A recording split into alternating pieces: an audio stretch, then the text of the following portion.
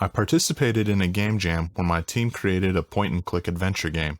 I was the dialogue coordinator and sound designer for this project, and I'll show you the dialogue work that I completed. In the game, you play as a character that finds lost items for caretakers that are sentient objects aboard a metaphysical train. The 3 items you pick are supposed to serve as the eventual replacements for the caretakers. Every item has a different sentimental value for each caretaker, so the game is finished when every caretaker is satisfied with your item selection. You can get hints from the caretakers on the individual items before the judging segment, where all 3 caretakers come together to tell you their decision. Each caretaker has 3 different reactions to every item. They might love your choice, find your choice acceptable, or completely reject the item you found. After we figured out the specific characters that we wanted, I made casting sides and recording sheets for 2 of the characters. I wanted to lend my own voice to the project, so I ended up voicing the character that I felt most comfortable playing. We didn't want the written lines to be fully voiced, so we decided to record brief phrases and efforts to accompany the text. For every caretaker, we recorded 10 generic lines, a hint for the player to check each car, and a line for all 3 item reactions. After finding voice actors for each character, I sent them the recording sheets, and they recorded all of their lines remotely. I received a few takes for every line, which gave the in-game dialogue more variety. I used batch processing in Isotope RX with loudness control and EQ match in order to make everything feel similar in tone and volume, in addition to standard dialogue editing practice like cleaning up mouth clicks and background noise. I imported every dialogue asset as a sound voice in Wwise and placed them in their corresponding actor mixers and containers under the VO work unit. I decided that some recorded lines didn't exactly fit with the written text or gameplay, so I disabled their inclusion checkboxes, so they'll never be heard. I then created 5 events for each caretaker's recorded lines. Every event has 3 stop actions, 1 for each character's actor mixer.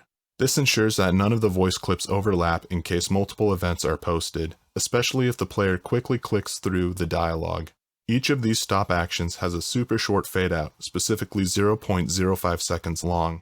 This is to make sure the sound is slightly smoother when the voice clips get cut off.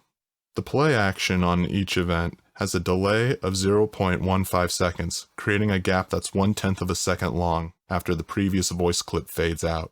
Having the short gap makes the audio feel less choppy between voice clips.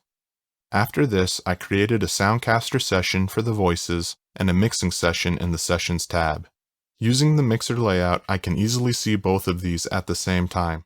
I can then quickly audition the different events and make any necessary adjustments to the voice clips or audio buses. This collection requires... These are nice. I'm glad we figured it. Shouldn't we all be represented? During testing, I decided to add a few effects between 2 of the caretaker's actor mixers. I did some subtle EQ shaping, and I added a compressor to one of the actor mixers. Since no parameter will alter these plugins during the game, I rendered the effects directly to the audio sources to save CPU. I also created a Soundcaster session to test how the music, ambiences, and dialogue would sound in-game.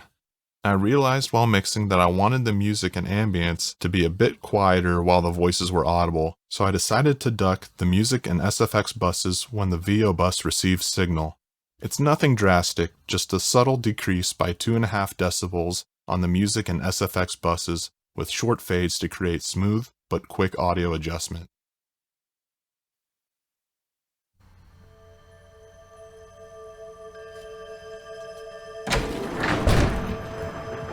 I think that we could make this work.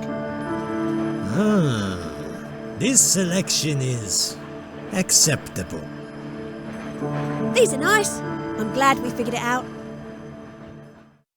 I then put all of these events in the VO sound bank I created and generated the sound bank. After pushing the project in GitHub, I let the programmer attach the specific events to the character interactions, then tested out the voices in-game.